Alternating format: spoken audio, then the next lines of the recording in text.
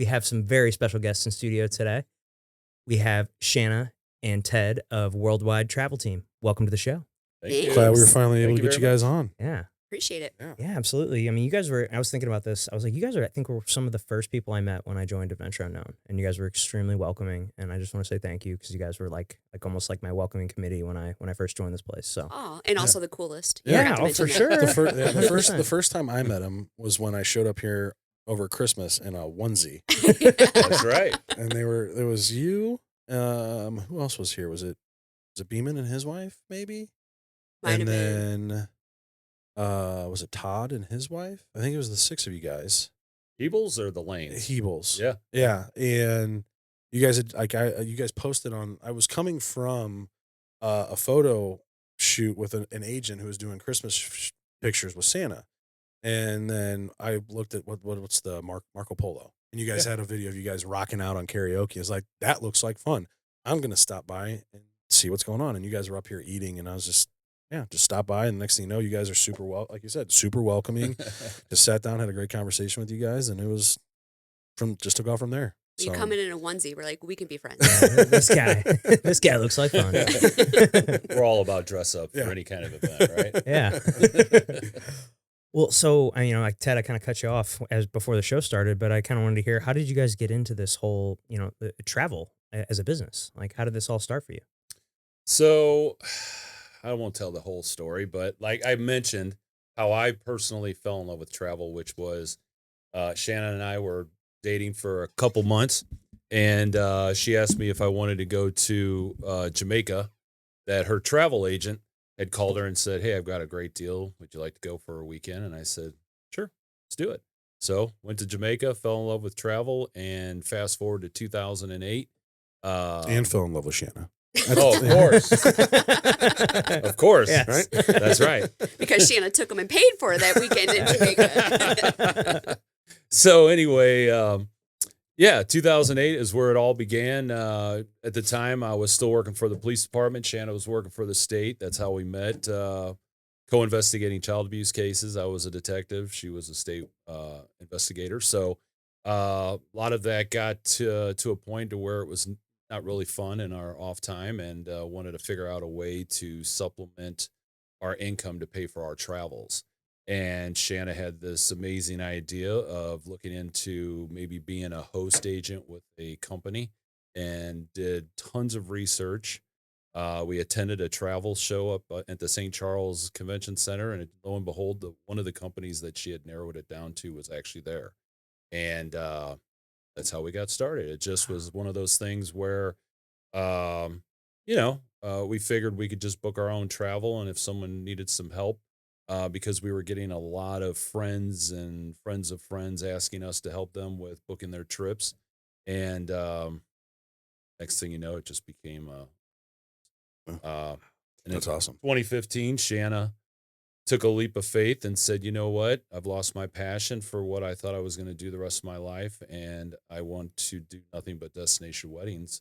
And so we went from an agency that was we were hosted by a parent company to buying our own franchise. And I got to say, I wasn't really a fan of her quitting the state, because I'm an old man mentality, where I thought, Good insurance. Right. I thought, man, and I'm not big on changes like that. And she says, it'll work out. Saw on here you Facebook, it was are. a Friday morning. I was laying in bed and miserable at my job because nobody wants to see you, when you work for the state or police. Who wants to see us? Nobody. And I saw something on Facebook. It said something about you're on a cliff and all of us have decisions to make, and you just have to jump. You're going to get bumps and bruises along the way, but you're going to stand up, look back on that cliff, and be like, why didn't I do that years ago? Like, you know what? I'm putting in my 4-week notice. And then I called him and said, I just quit my job. Wow. That's awesome. Just like, Just what? jumping in. Yeah, you got to just jump. Yeah. One life. Right. I think at every point, like an entrepreneur has kind of has had a similar situation where you're kind of like, because I know I did. I got my real estate license. I had it for a few months. I was waiting tables at the time, and then COVID shut everything down. And I was like, well, I guess I'm going to be a full-time real estate agent now until restaurants open back up, I guess. And then, I had some success in my first few months of doing it. And then I ended up going back to the restaurant for when they opened back up in July, and I went back for like 2 weeks, and I was just on my phone all the time, getting yelled at by my boss, and then I went home and had a conversation with my wife, and I was like, hey, like I'm having all this success, and we've got some momentum building here, but like if I feel like I'm losing it because I'm spending all this time back waiting tables. And I was like, at the time we had a few months of bills saved up, and I was like, I know we're gonna be good for at least a couple months. So like if I keep this momentum going, I think we're gonna be good. And I took that leap of faith, and it ended up working out. Have you looked back 1 second and Not thought, a man, I second. shouldn't have done that? No, never, never, never, never. It was the best decision I ever made. As much as I did love working in restaurants. And some of the times I miss like the hustle and bustle of it, and like just meeting people and talking to people and just having like the relationship with coworkers. Like I kind of miss that. And I'm actually reading a book right now that's about, or it's a Kitchen Confidential by Anthony Bourdain. And so it's talking about all Oh, these yeah. kitchen stories. And I'm like, man, I just bringing me back to, cause I spent a decade in that industry. And yes, I miss pieces of it, but I don't miss the day to day. I don't miss, clocking in, clocking out. Like I'm very happy with what I do now, for sure. And how you Oh, spend your energy. For Yeah. sure. Yes. I mean, I'm just so much more in control of my life. And that's ultimately like what I think a lot of people who are not entrepreneurs are missing, is like the control, like, cause I just hated the fact that I had to be stuck in this building from 9 a.m. to 3 p.m. when the next shift would come in or whatever. And it was just like every day, no matter what, I gotta go back there tomorrow. Even if, and especially there's been plenty of days I didn't want to go back in tomorrow. Right. And it's just nice now that is there times where parts of my job, I'm like, oh man, I don't feel like doing this right now? Certainly. But I'm totally in control of whether I do it or not. And I know that the things that I don't want to do are ultimately what I probably need to be doing to make my business move forward. And you Sure. likely probably work longer, harder hours now working on your own. Before, you can just clock off and clock out, go home. You have the rest of the day to do whatever. And as an entrepreneur, no, Yeah, you you're work never probably off. double. Yeah, you're never Yes. off. Yeah, you never have that. That is, I guess a piece of it I do miss is just being able to shut it off. Sure. Cause like I don't vacation well. Sure. I'm always like, Same. I'm kind of always on, and it's hard to not be, but it's just kind of how I'm wired now. And I wouldn't trade it for anything. Oh, I Same. agree. I just said it this morning. Seeing these people coming from, cause we're living out in Eureka, Mhm. and we were headed, out 109 to Highway FF. Okay. Just tons of traffic going the opposite direction to get on Highway 44. It's 7 a.m. I'm thinking, I don't miss this, man. I mean, I just don't. And then to think I drove from where we were living all the way back into Clayton every day and all the way back in, just relentless. How did I deal with the stress of just the traffic alone and what these people are thinking? So, Well, then just think about how much time and life you wasted yeah. Oh. just driving to, Oh, yeah. to places. Now, I mean, I was gonna say, Yeah, I do a lot of yeah, driving. you do it, But you I do. like to drive. Yeah. Like I'm a podcast fanatic, so I'm Ah. constantly consuming podcasts. So it's plenty of time for me. I get a lot of podcasts to listen to on my Sure. drive around to show houses and stuff. So, I don't mind it. I don't mind driving, but I do hate sitting in traffic. So I mean, Sure. those are kind of two counterintuitive things. Yeah. But because I can't always dictate where the traffic is, but I don't mind spending, because it's nice to have some time alone too. Sure. Sure, sure. Like I don't mind that either. But yeah. Well, what being married and running a business together, what are some of the tougher things that you guys have to deal with, and how do you guys separate that? Well, great question. The tougher things, honestly, are the air condition is too high for me, too low, too low for him. He likes the lights on, or lights off. I like them on. He likes the radio on. I like them off. So what we just had to do is separate our offices and have our own spaces. And we work gloriously. There was a day that we were sharing an office because it seems like it makes sense. If you have a question, bounce it off of each other. I don't know. It worked for a couple of years. And then one day he's like, you know what? I'm going to move my office. Like, he thought I was going to be like, oh, I'm so sad. I was like, oh my gosh, what can I grab? What can I help for you? I'm happy to how help quickly move you. can we get you into this new office? That's right. And since then, our marriage has been great. That's awesome. Oh, yeah. We cannot work in the same office, man. Total polar opposites, Yeah. But it's great. We are completely we operate completely separately. We have completely different tasks. What he's great at, I am not, and vice versa. So for us, 100%. it's Balance each other out. That's awesome. 100%. Oh yeah. I could not have a better partner. Even if we got divorced, he would be the perfect business Oh, partner. well, thank you. I appreciate it. I'm glad I know that after 20 years. Keep you on your toes. Me and my wife are Yeah. very similar. We're Yeah. very, very opposite on a lot of things. I feel like she, Oh, yeah. you know, the things that I'm good at, she's not good at, and vice versa. So it's like I think we're a good team because 100%. we kind of have the skills that are the kind of or the opposite of each other. So Sure. it works out. Oh, Yeah, Yeah. mine too. I exist, and my wife does not exist. Polar opposite. I'm alive and she doesn't exist.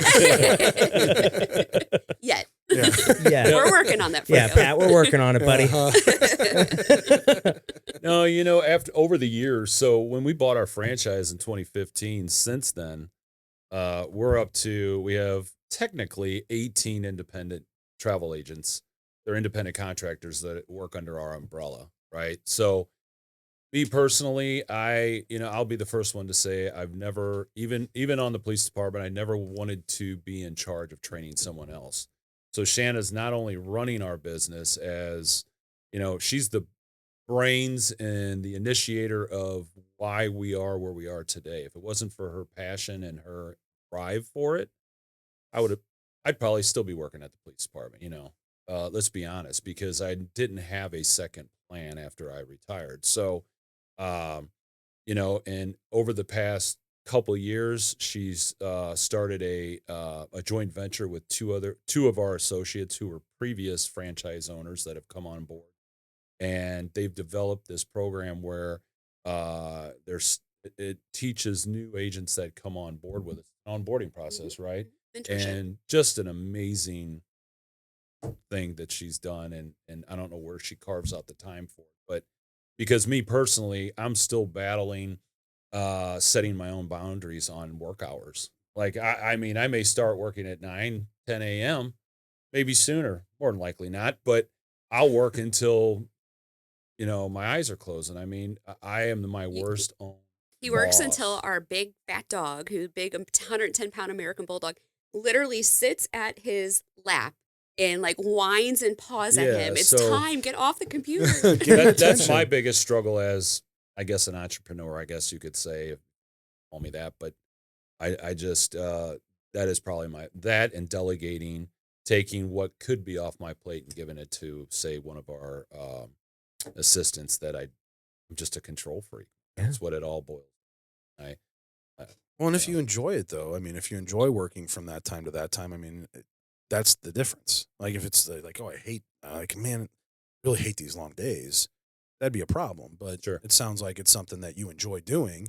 I do. So Hit I that mean, nail on the head. like I said, I mean, sure, I'm working, but what do they say? If you're doing what you love, are you really working? It's not really working. Yeah. Sure. So I mean, I look at it with travel. I mean, we've been very fortunate to be able to travel to all 7 continents, right?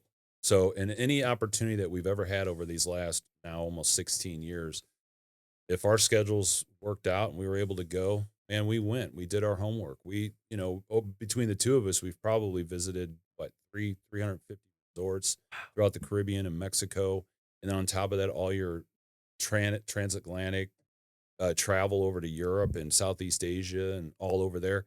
I mean, you got to do the homework in order to know what you're talking about. So, the way I look at it is, if there's somewhere that someone says, "Hey, I want to go here and I've never been there," or say I have been there but I've never been to that part of the country, I look at it as I'm learning, doing my research, reaching out to different local tour operators, getting their expertise and going from there. So it benefits me just as much as it does, me spending my time. I don't feel like I'm wasting my time. I guess is what I'm trying to say. well, how often are you guys like in that event where someone's reaching out to do something? You know what? Hey, I'm just going to hop on a plane and go find out myself and just go to that place.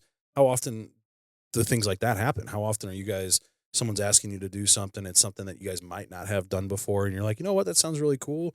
I'm going to go experience this myself first, and then I can come back and tell you guys how that works. Do you guys do that frequently? That's a great question. That's too, probably has guided every destination that we've Mhm. been. That's guided it. That's awesome. At one point, we didn't have anybody ask to go to Finland. We were at a wedding show, and we had a couple, everybody wants to go to the Caribbean for their honeymoon. And then they ventured to Hawaii and Europe and Southeast Asia. And then we had somebody wanted to go to Finland. Finland, I've never booked anybody there. I know nothing about Finland. All right, where was our next trip? Finland. And Wow. Yeah. so that literally, because they asked about it, we can do our research, but anybody can read, Right. get on Google and read. But no, Sure. we wanted to go and experience it. So to your point, most of the destinations that we've went, if there's, I mean, that was an extreme in Finland, but if there's a trend in a destination, that we're hearing or seeing, then we'll go. Awesome. Yeah. So cool. Now, when you guys do those trips, because that is your job, obviously that's a write off for you guys. Or are you guys reaching out to like local resorts that are there and they're comping stuff because you're like, hey, listen, I'm coming here and potentially going to be able to feed a bunch of clients to come here. Is that kind of how a lot of that works, or is it kind of on your own dime and then you just write it off? So airfare always on our own dime. Okay. Airlines are not generous, so Right. that is always the case. But a little mix of both. Okay. So if you do a lot of sales in a particular area, then of course they're like, yes, please come. We know that you're a serious partner, so they'll comp you or a good hefty discount. We might reach out and say, oh, we're a travel agent. Maybe they might give us a little discount, but more so we want to say, hey, we want to see all of the room categories that you offer. Just show us, tell us what's your most popular, I don't know, activity, or where's the pain points? What are clients? What do you find a lot of complaints about? Just we really want to know. So maybe they'll give it to us. I mean, it's a mix of both. I Right. mean, do we always pay full price? Maybe not. Usually their hotels are generous, but especially if you're a good partner, if you show that you give them business and really want to learn their product, then they'll invest in you.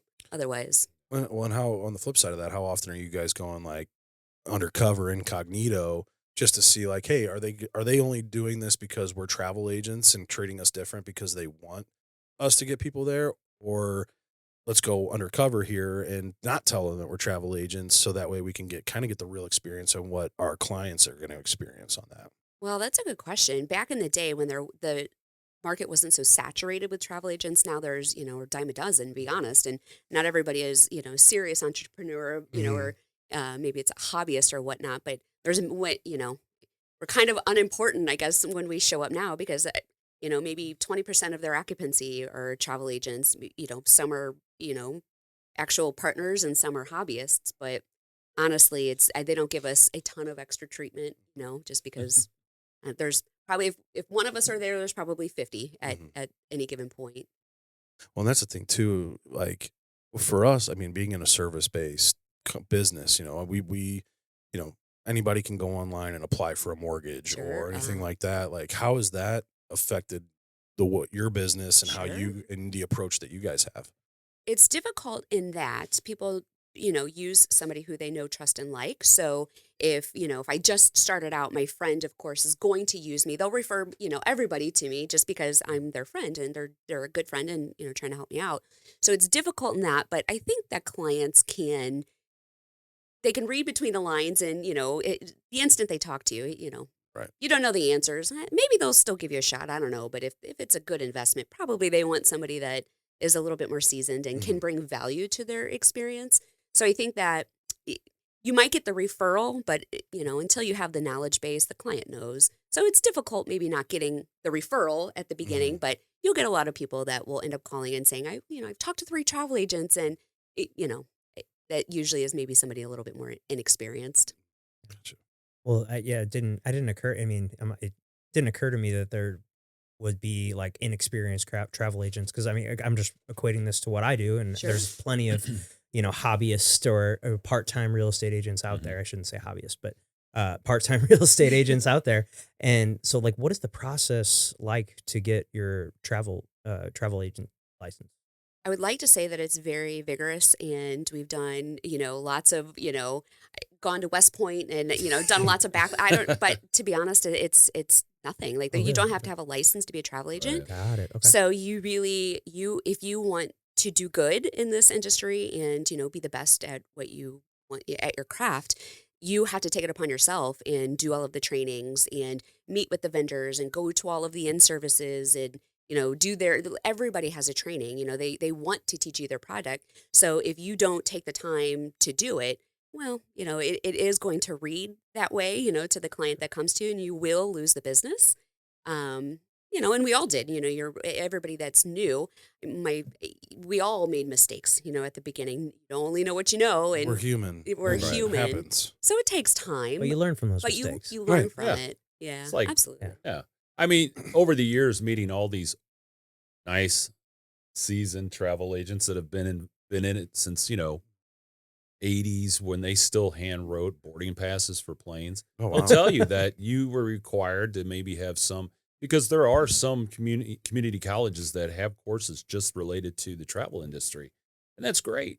They wasted their time doing it because Right, because it's not needed, it's unfortunately. not required. Now, when we signed up with the company, so the franchise that we bought is owned by the same parent company that we started with the host agency, right? So, and then back then in 2008, they required you to come down to Fort Lauderdale, and it was cool, man. We did a week-long training down there in person. Now it's all virtual. You can do it all online. Okay, great. I get why they do that, right? But like Shanna's point, there are so many different accreditations that you can do and be self-initiated and do it yourself. All it's going to do is benefit you and say, hey, listen, I've done this training, I've been to this place, I've done these tours. Uh, I'm educated on it, so it only benefits you. So yeah, hopefully, these independent contractors that we end up signing up, hopefully their initiative is the same way. They want to learn as much as they possibly can, but you can sell the world, but there's no way possible that you can stay on top of every destination in the world. Yeah, Right. there's So too that's many. one of the biggest things it's probably one of the number one pieces of information that they tell a brand new agent, which is try to figure, it might take you a year or so, but try to figure out what destination, pick one or two places that you think you really are interested in, you really want to get to know, and you want to specialize in. Because Become an expert. right, become an expert in it. Otherwise, you're not going to be an expert in anything, really. You're going to be flustered is what it's going to end up being. So, And what were yeah. the areas that you guys chose when you first started? Oh, when we first started, it was cruises because Yeah. the company that we aligned with is very cruise focused. So much they're the number one cruise seller of North America. So we're like, oh, okay, well, naturally, if you're going to pick somebody, it may as well be the number one. So that's who we aligned with.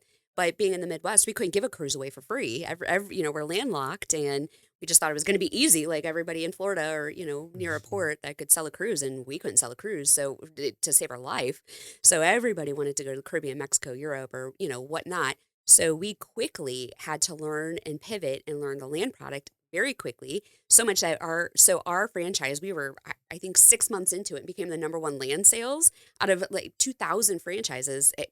We got this award. I was like, somebody made a mistake, and so I sent our headquarters. I'm like, Is this right? This is Yeah.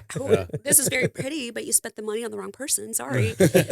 So every since then, everybody was so focused on cruises because it's a cruise company, and we couldn't give one away. So we were like, okay, well that's not our gig. So we learned the land product very quick and delved right into that. And then for me specifically, I ended up what fills my time, like when the phone rings, how I want to spend my energy is destination weddings. I love them. They're a beast, but I love them. And so that's what I've niched down to. So anybody that calls and wants something other than that, usually it will go to Ted or somebody else on the team, because that is how I want to spend my energy. Even if we hit the lotto, like we mentioned earlier, if you love what you do, it doesn't feel like work. And probably I would do I would do fewer of them and maybe pick and choose or whatnot, but that's how I would fill my time. So, Now, what would you say? What percentage of the business that you do would be like domestically here in the United States versus internationally? For me, zero domestic. Okay. It does not fill my cup, and right. I don't love it. I don't travel domestically, so I bring no value. Gotcha. So for me personally, it's if somebody calls and says they want a destination wedding, any trip, and domestically, I won't take it because I will do them no justice, Okay. and they will never use me again because I brought no value. Gotcha. So 100% international for me. Okay. But he'll do. I'll do some domestic. Yeah. Yeah. I mean, dude ranches, winery trips, obviously Hawaii. Mhm. I have done Disney trips, but usually will give those to one of Just the look on her No. face when I you mean, said they're- Disney. I almost just vomited. give them to one of the newer agents Yeah. or something like that. But me specifically, I love customized. I like it when someone comes to me and they're an open book, but says, when you're qualifying, you say, okay, what kind of trip are you? One of my very best repeat clients.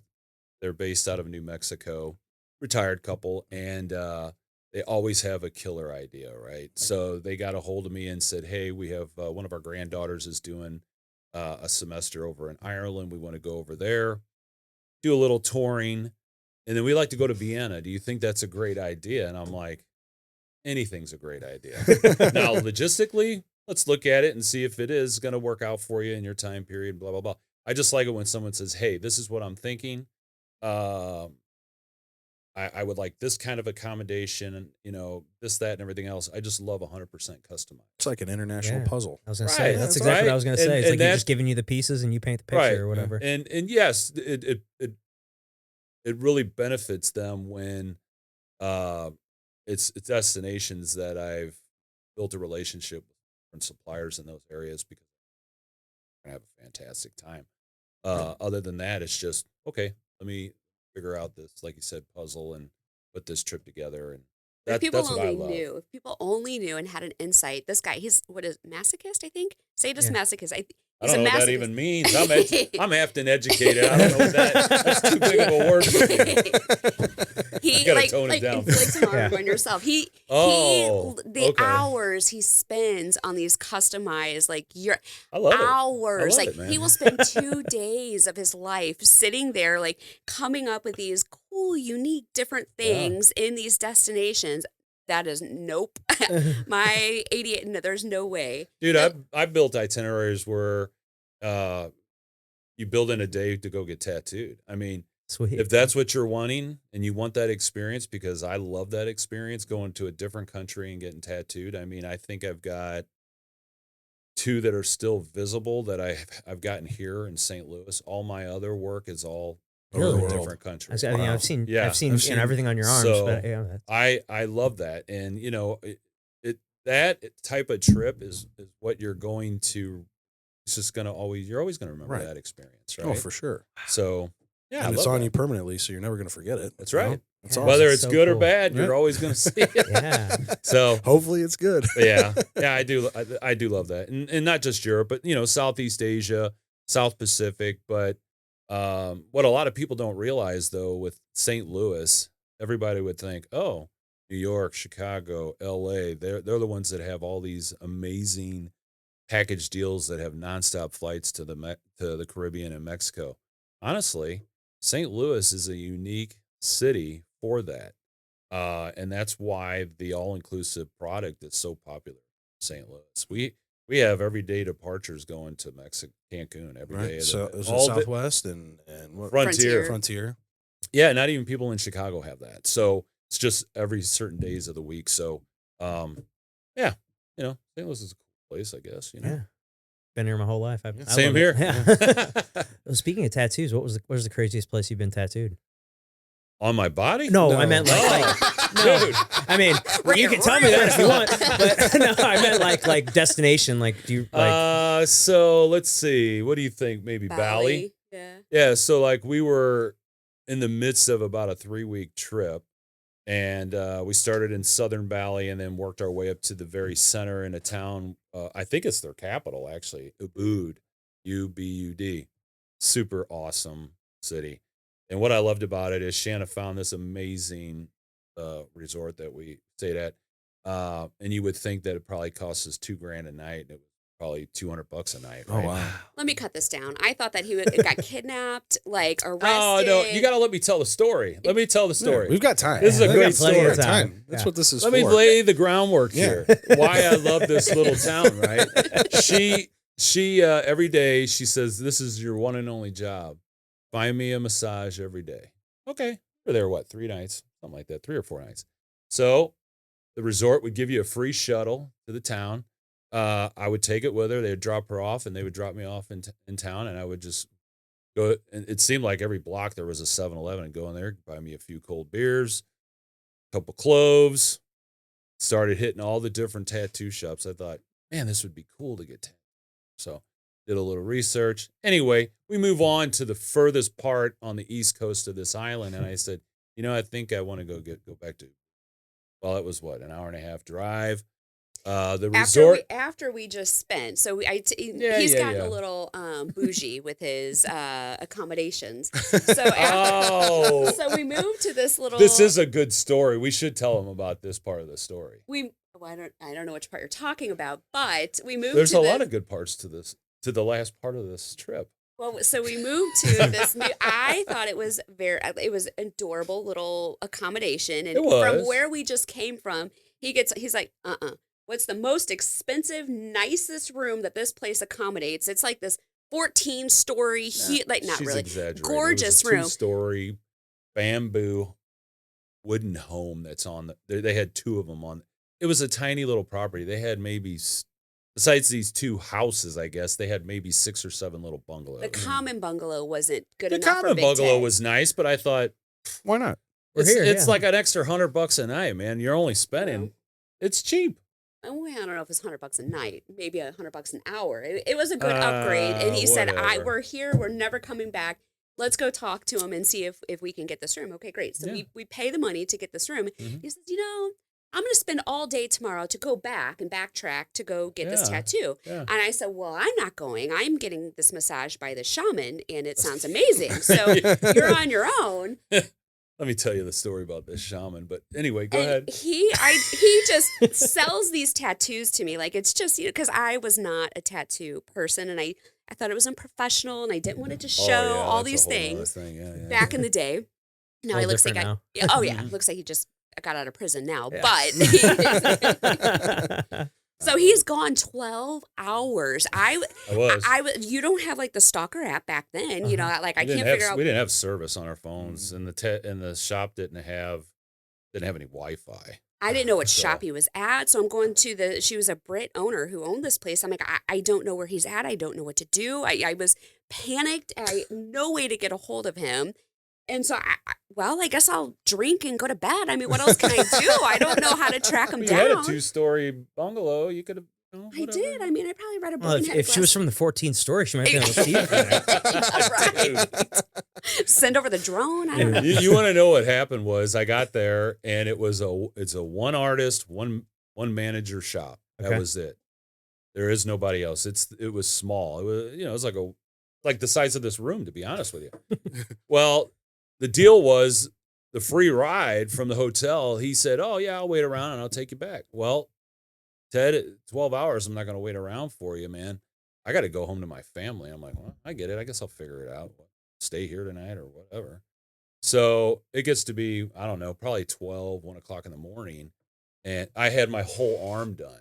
Oh, wow. And I had to finally tap out because I just couldn't take it anymore. So anyway, luckily, a kid that was running a Airbnb across the street, he actually ended up living in the town I was staying in. He's like, "Oh, I know where that is." He goes, "I'll give you a few bucks. I'll give you a ride back." Well, this ride was an hour and a half on the way there. Well, about 5 minutes into this drive, I said, "I need you to pull over at the nearest 7-Eleven because if you're going to kill me in this car, I'm going to have some alcohol in me." I mean, this guy was we got back in less than 30 minutes. I mean, I thought I strapped myself in and I was just like, all right, well, this is it. This is it. Pull up, knock on the door, and she's like, Where have you been? my arm's all wrapped up. Dude. But the funniest story about getting a tattoo, and if he watches this, he's going to laugh because he's going to go, yeah, that's 100% right. So there's a British guy who lives 90% of his time, I think, in Costa Rica. We have a house down there. And I followed him on social media for a little while just to kind of see, kind of work does this guy do? Long story short, hey, man, I'm down. I want to get the one side of my left leg done, and I love the Balinese style. Oh, I specialize in that. I actually lived in Bali, studied in there, blah, blah, blah. Okay, great. So he wasn't at a studio. I went to his house that he was renting, which was about 20 minutes drive down the mountain from our house.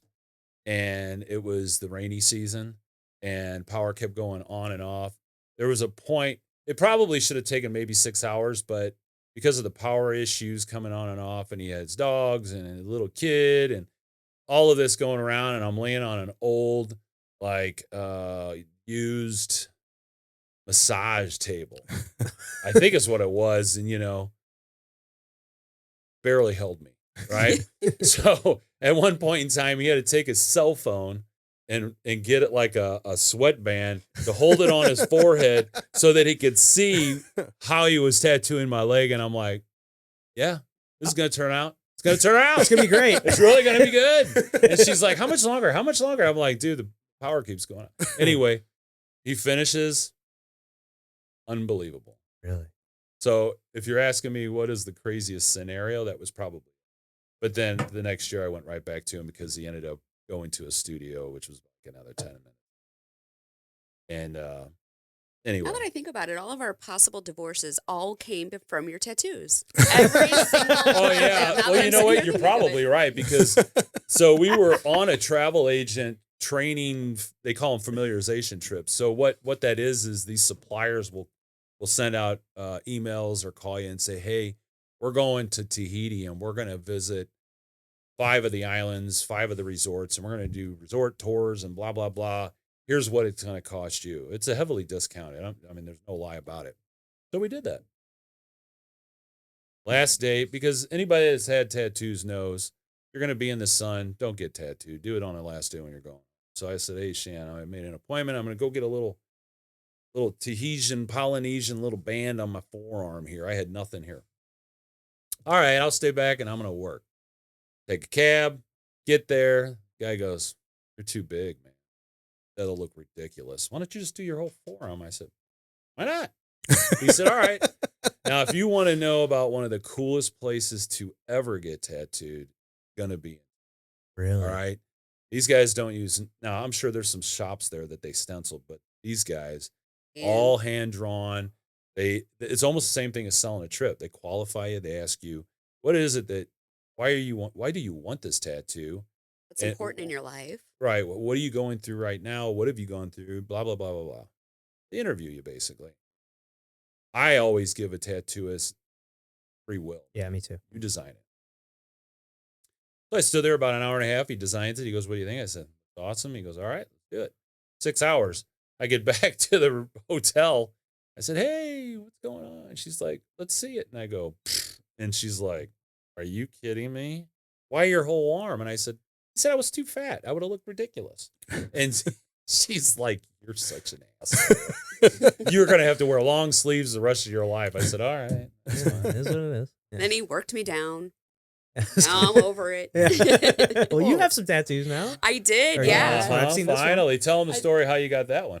Oh, so my best friend Mandy, we were in Costa Rica. There's 4 of us, us 2, and then our other couple friend they're best friends who we own our property in Costa Rica with. And so they're all 3 of them love tattoos. Where you want to go get tattoos? Great, go have a good time. I'm going to be right here in this hot tub, maybe a massage. Go have a good time. No. What can we do to get you to get a tattoo? I will never have a tattoo a day in my life. Forget about it. It's not happening. No. There has to be something. And my girlfriend, she smoked at the time, and I hate cigarette smoke. So I was like, okay, quit smoking. And she's like, okay, all right. And I was like, oh, okay. Well, I guess I gotta. I mean, what do I got to do? All right. So I did, and that day forward, she never smoked again. Wow. Yeah. So I had to get my first tattoo, and then everybody Who knew with tattoo knows tattoos could change a life. You know? Yeah. Right. Right? Couldn't believe it. Yeah, I mean, tattoos are addicting, man. I mean, the That- second They you get really one, are, dude. I remember when I 100%. got my first one, I'm like, oh man, I'm like just on the drive home, like, okay, what am I getting? We'll get next? next. For sure. I'm like, why? And I'm like, why didn't I go bigger? You know, he suggested doing it bigger, and I wimped out. Yeah. You know, I was like, no, I want to be able to cover it with a t-shirt. And afterwards, I'm like, man, nobody can see it when I have a t-shirt on. What's the point if I can't tell my story? You were like, why do you wear shorts in a cold climate? Dude, I got tattoos on my legs. Like, of course I want I want to show them off. Sat through a lot of pain for these. Yeah, I mean, Next thing you know, Ted's walking around in a Speedo, so everybody can see all his tattoos. Don't give me that idea. Do you have tattoos, Pat? Yeah, I've got 2. I don't think I've ever seen your I've got- tattoos. I've got a band around my arm. It's a Irish knot with the Oh, yeah. with the clotter ring. Oh, So the heart and the crown with the hands holding it. On the front, it's a baseball. It's got baseball seams on it. And on the back is just another hand with a crown with just the normal heart, and then I've got a modified version of the Celtic cross on my calf. So it's got the cross and then the circle, but the circle is a baseball. I mean, you would think you're Irish or something. Something, Yeah, you something like that. know? Something like Yeah, that. which I need to talk to you guys because I want to figure out a trip through Ireland, like a 7 to 10 day trip through Ireland. It's something that I've always wanted to do, and I kind of want to do. I just want to do like a solo trip. Yeah. Oh, yeah. So Where were you about I 3 kn- months ago? I know. Like, Well, here's the thing: was I was there, and Steve was like, "Dude, let's go to Ireland."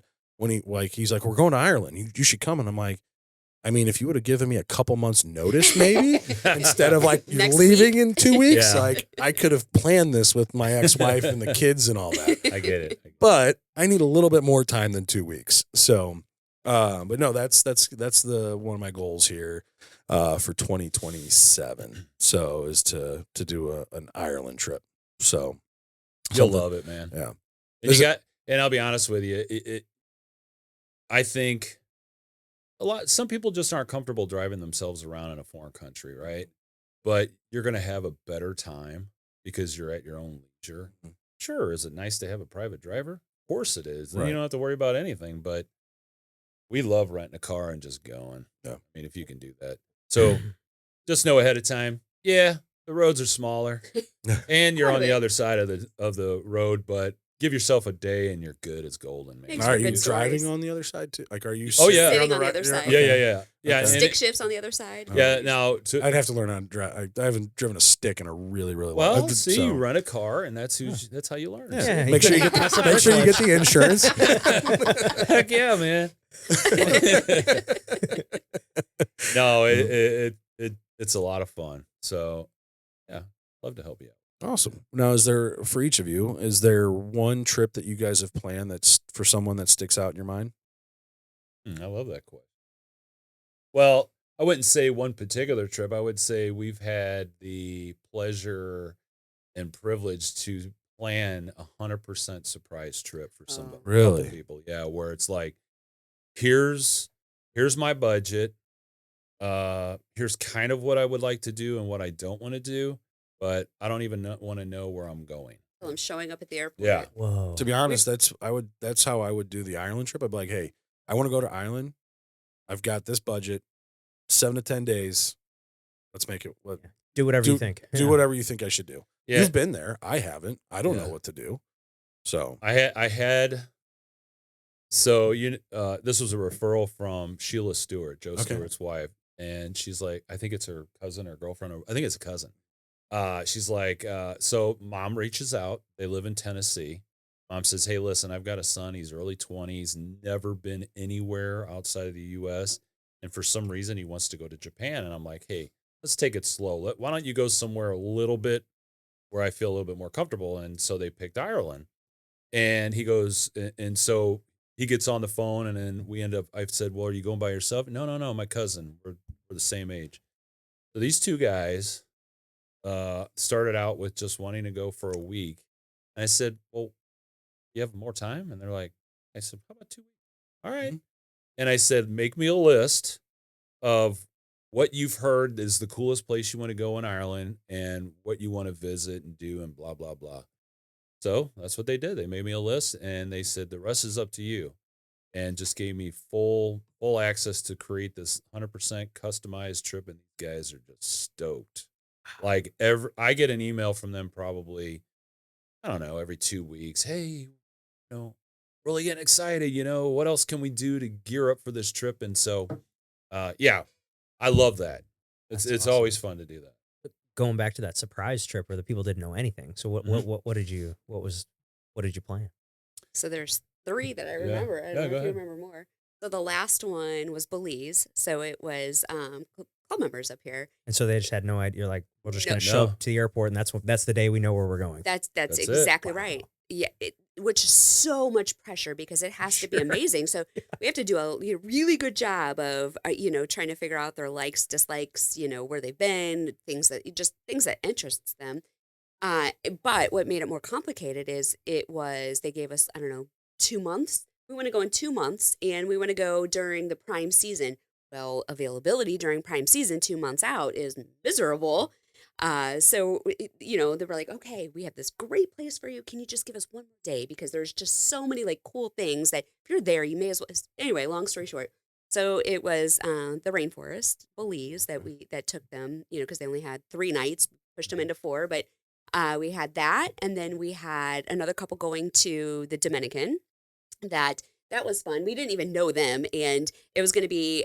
There was double surprise. Oh, Chris and Brittany. Yeah, it was a double surprise, and they happen to live in St. Louis, and we didn't know them, but we're like, hey, and it was her birthday, so and they're fun, cool people, just whatever. So we're like, hey, we have a pretty large SUV. Can we just come pick you up? Oh, this is when our Honda Pilot was wrapped with the sandals wrap. Oh, really? Yeah, we had that for like 7 years or whatever. Yeah, but did we take that or we take? We did. Was it? Yeah. So we didn't went and have picked that them yet. up from, I don't know, Cottleville. Where Cottleville or Troy they live somewhere. So we decorate like the inside of our car because they were It was fun. so And cool. he bought a banner for me for my birthday. I don't love like it just make me laugh, and that's what does it for me. So he did our whole hotel room. It was like happy effing birthday and just whatever. So that we had that in our SUV whenever we picked him up, and then we brought him to the airport, and then she surprised him with another couple going. So there's like a million surprises going on. So we had this little treasure box for them to open up whenever they got there to figure out where they were going. So that was fun. And then we Bottle of had champagne. Yeah, it was cool, man. They were partying it up, and it was like 4 a.m. Great. It was great, wasn't it? Yeah. But we wanted to see their, we wanted to see their, if we're not You're there, like, I we just can't want to be see there. it. Yeah. Yeah, it was cool. It was Oh, cool. actually, and then we had a cruise. He was taking his wife on a wife, cruise. yeah. But then the guy that you have right now that was surprised his wife for was it Christmas. for Christmas, but Christmas. they're going on Valentine's. That would So it be was fun. all-inclusive. That'd be a lot It of is. fun. It That's is. so I mean, cool, guys. but again, you're like, It's a lot of like you have to love God. it. We It's don't. pressure. It is because we're spending your money, and but Well, speaking of pressure, because this has got me. What I'm thinking, I was like, well, you're falling into you picked like the niche with like the biggest amount of pressure, Oh. destination Oh, yeah. wedding. dude. yeah. Like, what is the pressure like for that? We- Because that's got me like, I mean, I just know what planning our wedding was like, and I was pretty uninvolved. I'll just say that right now. But just seeing what all the stuff that I went think into most it, guys are. yeah, I mean, I didn't make a whole lot of decisions, but I'm thinking like, man, destination wedding, there's got to be a lot of pressure on that.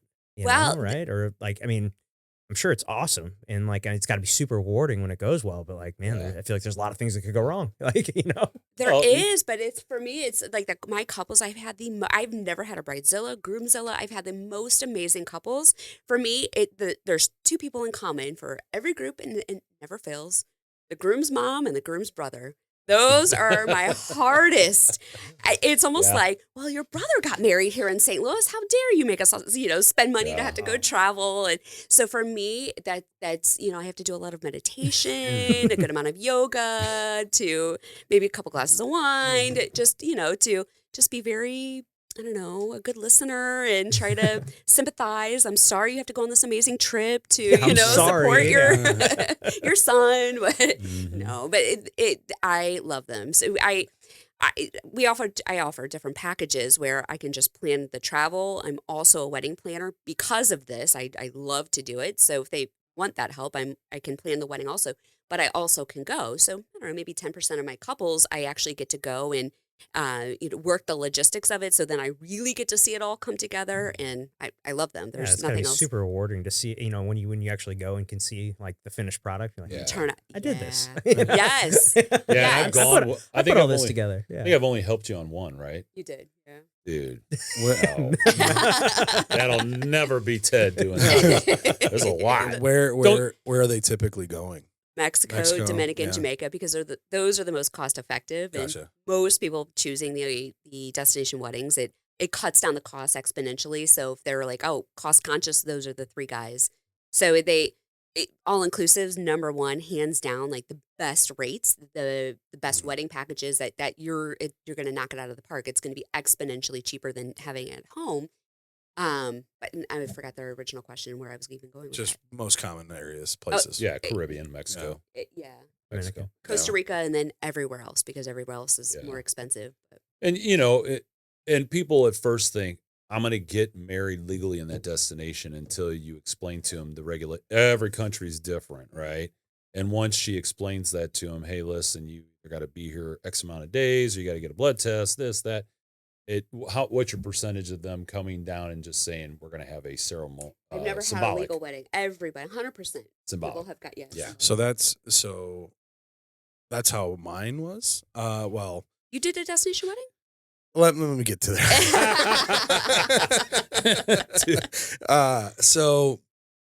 My ex-wife is Bosnian. Mhm. And culturally, they're like, well, you get married before the baby comes. Sure. Well, we were only together for 3 months before she got pregnant. And so, yeah, it happens. And so anyway, we go to we're in like the last month of the pregnancy. We had all these things coming, like the projects that we were working on up to get ready for the baby. And we just had forgotten to get married. Yeah. So we started going, baby was due beginning of September. And she knew that she was wanting to get induced at 39 weeks. So we're like, all right, well, we scheduled that. Just if the baby comes beforehand, great. If not, we're going in on the 31st and we're having this baby. And so we started going in that last month. It's every week that you're going in and getting checked. So we go in at the beginning of August 8th for our first weekly checkup. And we go in and the doc's like, you might want to go home and pack a bag. I don't know if this you're going to make it to the weekend. Like with how fat, like where you're already dilated to and all that, you could be having this baby this weekend. And so we're like all excited about that. We get back in the car. We're like, oh shit, we didn't get married. So we went straight from the doctor to the courthouse in Clayton. Oh yeah. And called my parents, her parents, our friends. Her parents were working. Mine were retired. So they met us there. Our friends were off work and met us there. And so, yeah, we just went and got married at the courthouse. It was great planning. It was a perfect, cost-effective wedding. Cost me like $200. It was great. So after then baby comes and we're taking a couple months. And then, after that, we're like, let's plan something. Let's actually plan a ceremony. And so her cousins were travel agents and planned this. And so we met with them and we were going to Playa Mujeres. Oh, yeah. And we were going to do 2 weeks down there. We were going to get down there and go. Like a true European. So, yeah, we were going to go down for a week. Or we were going to go down and the first week, get down there, have the wedding on the Saturday. And then we were going to stay another week as like our honeymoon. Sure. Yeah. And so, and I think we had like 30 people that we were going to send out RSVPs and all that stuff too, save the dates. And we're hoping that would come. And so we start the planning of it. We get everything planned. And the day before we were supposed to turn in our deposit, she pulls me aside and was just like, pulls out a pregnancy test. Oh. So you guys never got to go? No, pregnant again. But we were supposed to go in October of 19 was when we had the date. The day was for October of 19. Mm-hmm. Oliver was born in December of 19. Yeah. So then it was like, we ended up having to pay part of the deposit because of the work that they had put in, sure, which is fine. And so, but yeah, didn't get to go because find out she was pregnant. And it's like, well, that money that we were going to spend on this destination wedding, now we're going to go build a new house. Did you guys ever get to go on a honeymoon? No, nothing. Oh. No, never. Didn't get to have that the wedding party stuff, any of that stuff. No bachelor party, no nothing. It was, not granted. I mean, live up to that moment, pretty much a bachelor party with baseball and all of that, mm-hmm. travel and all that stuff. But yeah, no, never got to do any of that stuff. So where'd you were thinking Secrets Play Mujeres? I can't remember which one it was that we were going to go to. Well, if kids were going, it would have been Dreams, right? No kids. Oh, yeah. So we were gonna bring, because we had Connor, so we were gonna have Connor there. So yeah, so we would have kid friendly for that. But yeah, and we were gonna send him home with her parents so we had that second week all to ourselves. Yeah. So that was the plan. Sorry, man, didn't work out. No, it's okay. It's hey. Got a nice house out of it. And you have a plan now for number 2. Yeah. Whenever, yeah. Sure. When we find her. I liked the courthouse. It was pretty, very cost effective and in and out real quick. On Wedding Wednesday. Yeah, Wedding Wednesday at the courthouse. Used to see that a lot when I worked out at Clayton, man. All the time you'd see those brides and the grooms. I feel like if we're doing it now for you, I feel like Zach needs to get ordained, and he's going to be the one to officiate. Oh, I am ordained, by the way. You what? I've done 7 weddings. How have I 7? not known this? 7. It's not something that I advertise, but Will you Yeah. be Pastor Pat. Pastor Yeah. Pat. Yeah, that's my. That's hilarious because the guy Call me used to Reverend work- Doyle or Pastor Pat. Will you ordain like my couples that? I mean, no, everybody gets married here first. Yeah. Will you ordain? You'll. I'm free. What? Yeah. I don't charge I did anybody. not know this. Yeah, everybody I've married have been past clients of mine, except for one. The reason I got ordained. My ex-wife, best friend, married one of my best friends, and so Wait, my ex-wife's best friend would marry one of your best friends. Are they Correct. still married? Yep. Huh. yeah, they live right up the road here. So yeah, they met because of us, and we were like, we think that they're two crazy, fun people. We think they'd hit it off really well, and boy, were we right. So yeah, they got married. We actually because they got married during COVID in 2020.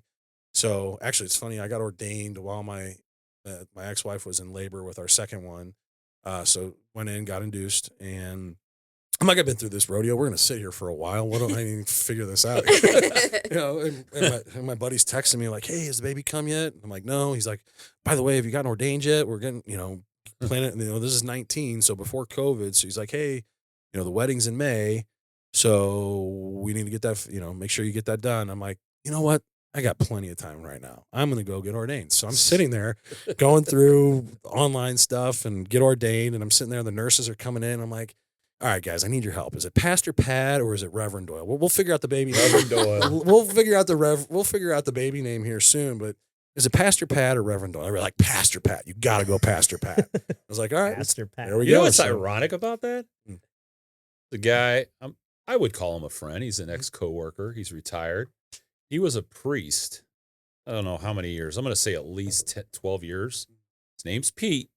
His last name's Doyle. Okay. And he left that and came to work for the police department, and that's his nickname is Pastor Pete. Okay. What are the chances of that? Now I know Pastor Pat. Yeah. Reverend Doyle. I think I like Reverend Doyle. Think so? I think I like that. Just call him man. Rev. Hey, what's up, Rev? What's up, Rev? What's up, dog? Rev D. So yeah, Rev D, So I married them, and then I've married 6 past clients of mine.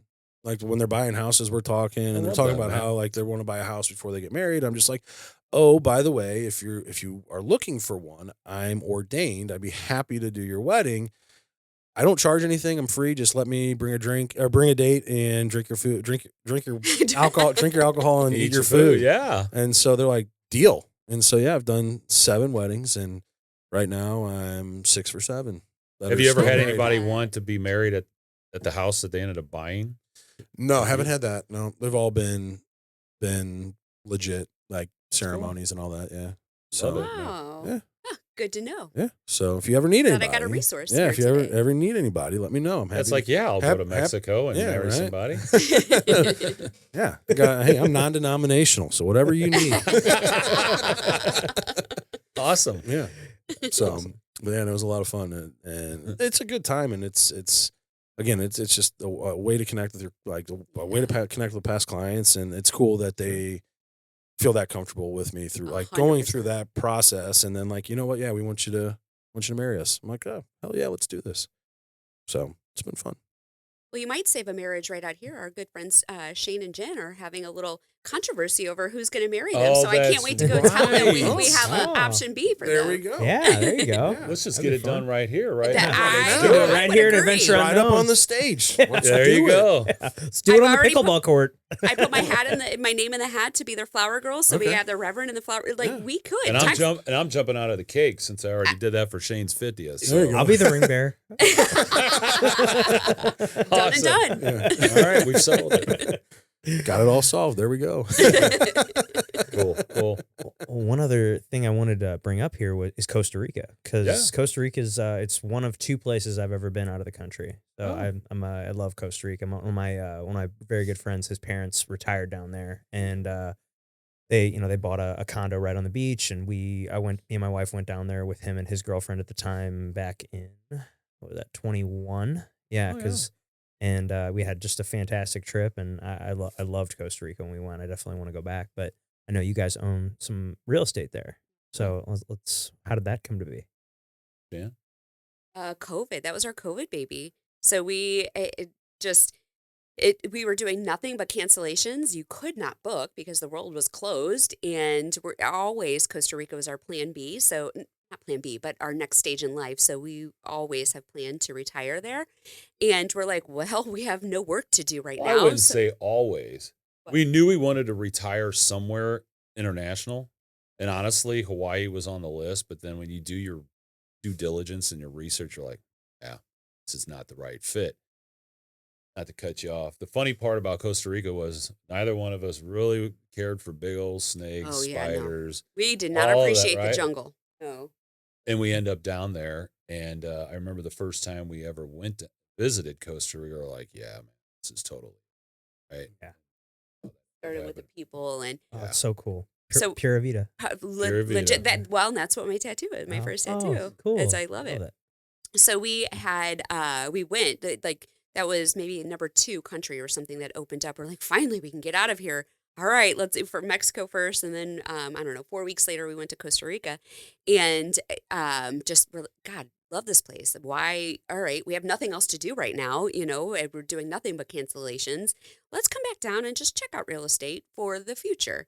And so we got a hold of a realtor and hit the jackpot with the realtor that we landed upon. He's an American who's been down there for 20 years, married a Tica, Costa Rican lady, has a family, built his real estate agency down there, and wealth of knowledge, super chill, salesy, pressury, and we booked 3 days with him. We found some properties that we'd liked, and like, just show us around. We know nothing in terms of real estate down here or the region. Show us around, kind of what we're wanting to do. So with our other friends, Corey and Mandy, who went with us, actually they spearheaded this trip. It wouldn't have. They found that this would not have happened actually without them. They were the ones that found this guy, Casey, and we're like, here's a couple of ideas. What we would love is property to build a friend compound in the future. That's our life. That's what we want to do. 2 days worth of, okay, these houses, all right, maybe. Anyway, we're like, no, you're not hearing us. We want some property. We want to build a compound.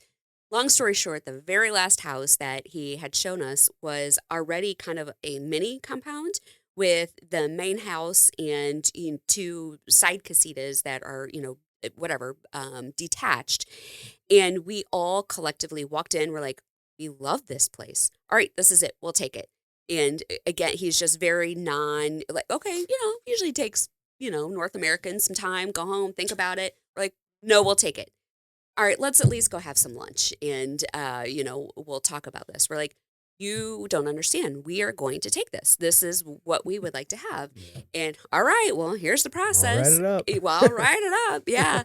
And he just, being a wealth of knowledge, just on a silver platter, handed us all of the resources. Here's all of, my handyman that I use. He owned tons of real estate down there, and we call him Daddy Warbucks because he's just like, I don't know, Daddy Warbucks of Costa Rica, and handed us everything we needed to know. Here's what bank to go to. Here's here's my accountant. Attorneys, Here's my everybody. account. Use them all if you want. Don't use any of them if you don't want. This is who I use. And we interviewed everybody, loved everybody. We got lucky enough that the neighbor that was already managing the house that we bought, she is literally the salt of the earth, is amazing. Could not do it without her. But yeah, we just are like, all right, jump, we'll get some Another scrapes and jump, bruises, yeah. just another jump. And all of us collectively just did it and went through the motions, put it, set the ball in motion, and then just everything fell into place. And went back down to do our due diligence for a second trip, went back down later on to purchase it, and then purchase a car, open a bank account, all the things. Heck, And opening a bank account was the hardest thing Hardest. down there. Really? Yeah. Yeah. To buy a house was not that difficult. Huh.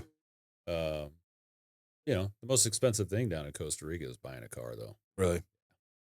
And actually, we would make more money if we just rented our Rented a car car, out. We probably yeah. would make more money than renting our house Yeah. out. Really? But yeah, Why is it's a that? racket. It's It's insane. one family that owns all the dealerships, and so it is what it is. You can't.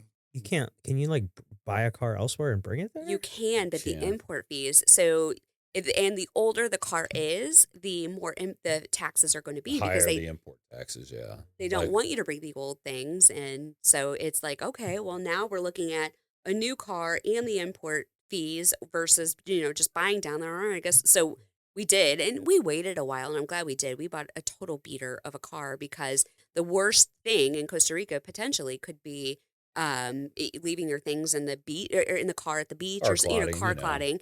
And so we're like, all right, well, we don't want to look like we're not rich Americans, but we for sure don't want to look like one. Right. And so we bought a beater and local car just with some Spanish tattoos, stickers, Yeah. and just Yeah. look like locals, and we've never had a It was our problem. gardener's car. Yeah. That's cool. Yeah, I mean, it's got like 1 million miles on this thing. It's a Well- 2000 Nissan Pathfinder. It's just Really, Yeah. what do you need? You need something Exactly. to get to, Point A to To the point A to beach. point A. But, you Exactly. don't need to drive around in luxury. Especially No. when you're there. Like, Right. who cares? you guys know Robert Hunt, right? Yeah. He's what, 6'4"? Yeah, he's bigger. He's bigger, big dude. yeah, he's bigger than I am. He comes down there, and we get him in the front seat, and I say, "Oh, hey, Robert, I just want to let you know that." Well, no, wait. First, I was nice enough to let him in the front Oh, seat that's what it was. because the window doesn't roll The down. window our air doesn't roll conditioner down, and wasn't the air working. conditioner doesn't work anymore. It's like, So "Hey." he's sitting there. He's like, "I'm dying," and the other 3 windows barely go down. Like, sorry, dude. You this just is open what the we got. door while we're driving, Robert. You'll be fine. So yeah, Well, and then you've got that property, and then you guys just bought some more property down there with the Huns. We did Good. on Okay. accident. That was not in the cards for us. no, And our realtor, now we become friends with them. So when we go down, we'll have a beer, go to dinner or something. And so we're meeting up with him and the Huns. And he's like, oh, yeah, my property is almost done. Amazing. Like the most popular waterfall is about 15 minutes from our current house. He's like, oh, my house is almost done. On our way back up, I have some beer in the car. You want to stop by? We'll show you. Yeah, of course. Anyway, we get up there, and it's a huge development that this waterfall is in the backyard of this entire development. Wow. And the Huns are like, and his wife is a realtor, and they're like, wow, can we look at some of these properties and whatnot? And so they did, and then we saw the realtors. We had looked at the property before, but there was no 2 houses years done. before 2 years we before. looked at phase 1. And he told us, like, Yeah. hey, this is the up and coming area. And we don't Yeah. know. I don't know. And so now we already have a place. It's going to take us forever to build, whatever. Well, so then when we saw his house and the potential and this view, we're like, all of us blown away. So long story short, we get back to our house, sitting around the fire pit, some beer, wine, or whatnot. And Robert, I think you were inside. He's like, hey, we want to buy this property. I'm like, oh, that's awesome. He's like, we'd love for you to help us. Yeah, of course. Everybody that we use will, just like Casey, here's a silver platter. Use them if you want them, if you click with them. And he's like, well, but we would love for you to do it with us. I'm like, yeah, I'm here to help you, man, whatever. He's like, no. We Do you want want your money. Do you what's your money? Yeah. Do you want to be partners with us? I was like, oh, well. Yeah. We weren't planning on that, Right. Anyway, so again, one life. I Yeah. mean, what are you gonna do? You fail, sell it. I mean, what do you? That's one life. And so I knew he was going to be hard sell. He's very conservative in every aspect, and I knew that was going to be a challenge. And so I was like, let me just think about this tonight. Long story short, wake up the next morning, sitting out on our little rancho with some, I don't know, coffee and Oh, I didn't realize you No. knew the night before. I thought Yeah. it was the same day. No, Oh. no. I had a little bit of time to think about it. And so the next morning, You Robert's did like, not. he did No. not. So he was downstairs using the facilities. And Making myself comfortable. and Robert's like, all right, did you talk to Ted? I'm like, nope. I said, if it comes for me, it's going to be a no. Initially, I'll ease him into it, but it's going to be a no. I said, if you really want us to do this, you are going to have to present it to him. So I got my phone out. I'm like, this is going to be interesting. Let's see how he reacts to Robert. Robert's like, hey, we're going to buy this property. We'd really love for you to do it. And I was waiting for him to, have his normal, exorcist head spin. We can't do this. What do you mean? No, that can't happen. It's like, oh, all right. I'm like, what? That's all I get. That's literally, Yeah. that's it. That it just takes for Robert to ask you. Oh, wow. That's so Yeah. cool. And So, so, yeah. have you guys started the process of building down there? We've started the process of kind of clearing the land. Gotcha. So we how ended many up, acres is it? Or how- well, So it's We- 2 lots, and each lot is around 3.5 acres. They can't sell anything less than that. Gotcha. So that's So- a pretty good size Oh yeah, piece so of it's like property. So 6 6 acres. acres. yeah. Oh, that's awesome. And Yeah, now, what just are, in what the are the middle. restrictions for building down there? Like, or in that development, do you have to use their builder down there? No, You No. can- no. Okay. Nice. They just, in our HOA, it's, hey, it'd be nice and respectful to talk to your neighbors kind of about your plans. Everybody just everybody's on the same page. Just pura vida, that's just the nice thing to do. But live your life, so that's just kind of Yeah. how it is. Wow. Really comes down to something I had never heard of before, which is a view easement. So that's a big thing down there, especially in this development, because of the waterfall is the main attraction. And then actually just above that one, but I don't know how many miles away, there's a second waterfall that you can see. And so if you're buying a lot and the lot that's in front of you is still for sale, and they have trees that are going to be blocking your view of that waterfall, you can say, hey, I want it in the contract that I want a view easement saying that these people can never build anything tall. And if trees grow up that high, I have the right to tell you to cut, or I'll go pay to have these trees cut down. So it's to kind of protect the originality of the location. Yeah. Makes And sense. what she didn't tell you is that the family that owns the property that this waterfall is on, they're the ones that sold all of this farm that surrounds it. I mean, it's hundreds and hundreds of acres. And the original owners is their parents or grandparents, and these kids just are just not wanting to take farm anymore. So that's how this all became a development, is they're selling off these huge lots and farms. And it is a cool experience because you get that one-on-one history of the family and how it all came down to where it is today. And so That's awesome. Well, that's cool about the view thing, though. Like, you're Yeah, I always never going knew to be able to have a view. I mean, have you guys ever heard of that, No, being in the no. real estate business? Well, when you No, said not it, here. when you said it, Not I'm much like, of a view here. Well, you're right about that. I want a clear shot of the Of the Mississippi. Aldi's. Yeah. Of the Aldi. Yeah. I want to be able to see the quick trip from here. Well, when you said it, I was thinking like, oh, because it's probably a site that people want to go and see. That you guys have to leave a certain amount of room at the back, or a grant, like between the properties. There's a walkway that people can. That's what I was thinking. Like, Gotcha. you had to give permission or you had to grant permission for people to be able to go through Yeah. it or give that.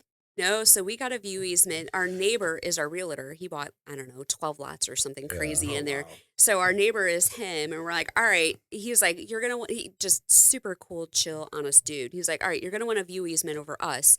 You see these trees. Once we, top those, then obviously you have a better view of the waterfall.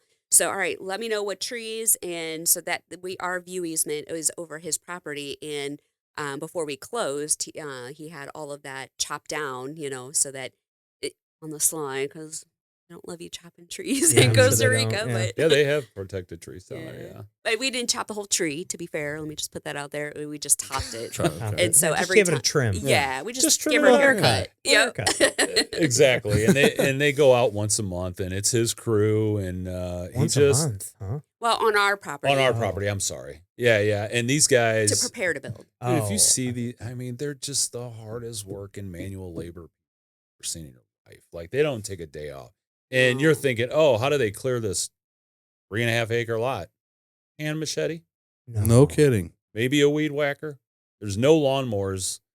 I don't know if I've ever seen a lawnmower in Costa Rica, because it's very, it's a volcanic land. I mean, you can't, God only knows what you'd run over, but Right. just to see them go out there and in the progress from when we closed in May of last year till now, just going out there once a month and slowly getting the it's amazing. But seeing we're in other countries, there, especially because we're there often, but the work ethic, it's amazing. So just our house cleaner, who is one of our very best, she's amazing. She became, family really to us. But she'll do something, just something special, and, I'll send her a message. Oh my God, like make a new, I don't know, something out of the toilet paper, just something just really sweet. Why? Like, you don't have to do that. Like That's make like, little Yeah. flowers. Yeah. You know what I Right. mean? just something. And she's like, I am grateful to be able to have done that for you. She's like, I hope that you felt the love that I put into your house today. And it actually truly means it from her heart. So you come back here and just have all of these things at our fingertips. Like, we just don't even know. Like, I don't think unless you go and see how things are done differently in other areas, do we know how good that in the potentials that we have here, the resources that we have here, the things that we have here that just aren't easy. When we go down to Costa Rica, people will have us mule stuff down to them, just things like special underwear, Crocs, underwear, a anything. Tervis cup thing, just things that we can, have overnighted or same day on Amazon, Mhm. just instantly, and then be aggravated when it was delayed a day or something.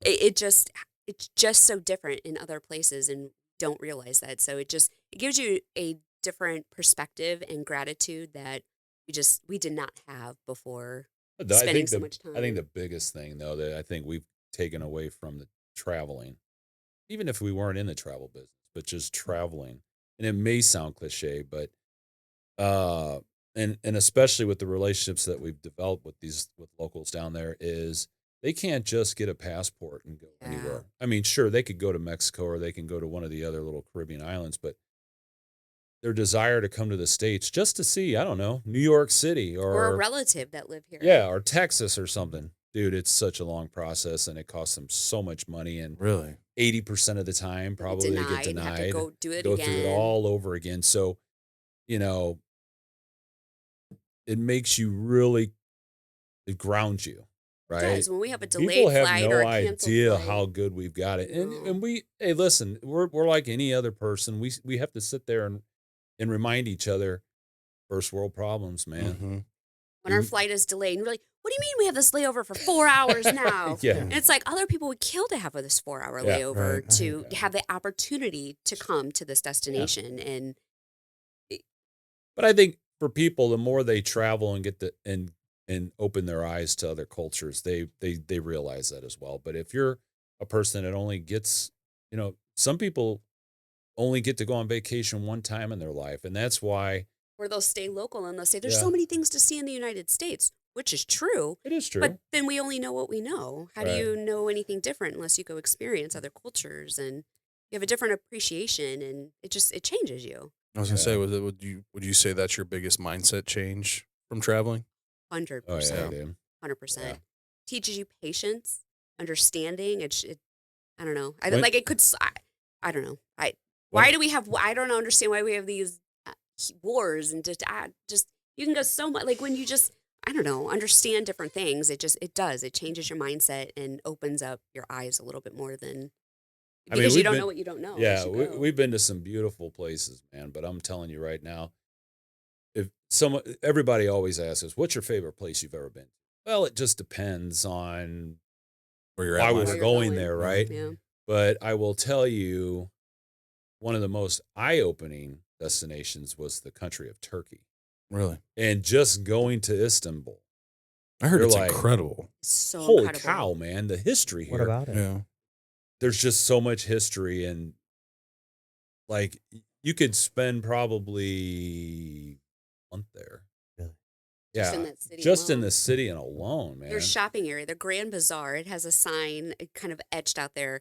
Grand Bazaar, and I don't remember what year it is, but yeah, it's 800, let's say, I don't know, 1802, whatever, older than the United States of America. And it's everything. We are the underground, babies. and you're walking around, and they got old hammams that have been converted into a legit Turkish bath experience. Have you heard of a Turkish bath? I have, but I don't. I've heard of it, but I really don't What know is what it it? is. You've got to experience Explain it. Now, I will tell you, and I could shut up anytime. You can tell us No. when to shut up. No. Oh. But This- my experience with it, so it was kind of like the Bali trip. I said, Shanna, you want to get a massage? I'm not really a fan of massage, right? Other than a Thai massage and a Turkish bath. She explains it to me. I'm like, not for me. I'll drink some beer and people watch. That's what I love to do. So she goes in. She's gone for about 2 hours. She comes out and she looks like she was rode hard and put away wet, man. Like she's like, dude, that was an experience. And I said, well, tell me about it. And so she proceeds to tell me that at one point in time, because women are one side, guys are on the other. And she, Well, first, so let me set you the tell, stage. yeah. So when you yeah. go in, so in Europe, so first of all, nudity probably is, I don't know, perceived a lot different anywhere else than here in America. And so I read all about it. What do you wear? What do you wear? So swimsuit or you go nude. And I've never experienced, why would I do that? Like, that's crazy to me. So I have my swimsuit and I have my robe on. I walk in and everybody's nude. And I'm like, now I'm going to look like the Now- weird. Now I look now like I'm the gonna- prude. Yes. Yes. Everyone's going to know where I'm from. Yeah. So Crazy. This damn Super- American. Yeah. right? Yeah. So I'm like looking around. I'm like, oh, this is whatever. So shimmy my suit off, put it with my robe, and just super uncomfortable. But I don't know, you just whatever. So you lay on this hot stone, and kind of from down, like there's these beams So it's of an old light. mosque. It's a retired mosque, and you know where the dome is. Mhm. Okay, and I'll let you finish. You have to set the stage, man, because it is an amazing experience. Because you're laying on a huge slab of marble that is stoked from underneath. There's somebody down there fueling this fire, and it heats this thing up. So you lay on that, before Getting they begin. grilled. Yeah. So Well, go ahead. So they literally give you a bath. Such a It's cool- cold water, hot water, soap, loofahs. They're scrubbing you. They beat So- you up, man. It's great. So it's a woman in the women area. It's a woman that does it. They come in, they wear like this, I don't know, diaper looking thing, but they're topless. So the nude people are the guests, and these women are like little diaper things, and so it's super uncomfortable. But they have to to bathe you. They have to flip you around, and you can lit up, get your back. It's like it's a true bathing type of situation. And so at one point, I'm like, because I'm just whatever prude. And trying to cover up. And so I'm sitting up, which, gravity does things when you're, sitting up and you have no clothes on. And so where I'm sitting, of course, this is my luck. It's right at the front door. And people that want to see what this experience is about, that have clothes on, open up the door and they're looking in. I'm like, you've got to be kidding me. So I'm sitting like, You're on front and display. center. Of course, this is my luck. So so this lady, she sits me up, kind of sitting like this. And then so what she does is kind of flips me over, and she's standing there. And so she's scrubbing my back, but I'm like, this Turkish lady's boobs are literally on each side of my ear. And I'm giggling like a schoolgirl, like a child, because I'm like, nobody's going to even like if Ted saw this, he would die right now. So anyway, afterwards, you get it like a massage, like not just a regular massage. And so I come out and I tell him this experience about this topless woman, like basically motorboating me. Motorboating? I'm in. Ted signed up for the next day. Of course he did. But what did Ted get? Ted did not get the motorboat. The lady. Ted got a guy. Got the motorboat the guy. Yeah. He was probably about 5'4" and about 100 years old, but he beat me to a pulp. Pumice, scrubbing. It is such a cool experience, though. He never signed up again. Yeah, I'm like, It's a once in a lifetime thing. Yeah, you experienced it. You know what it is. Yeah. Yeah. But yeah, man, super cool destination, and not just in Istanbul, but as you tour that country, it's just like I must have not paid attention in history class. Yeah. Didn't know this was Because- here. Yeah. No, and even if you're someone who is, I don't know. When I was a little kid, we used to call it religion. So every Monday, for however many years, I would go. So I get my first communion, so on and so forth. And the stuff I learned just going over there on that trip was just mind blowing. Right? Would you Sure. say? But there's other places. You get to Cairo, Egypt.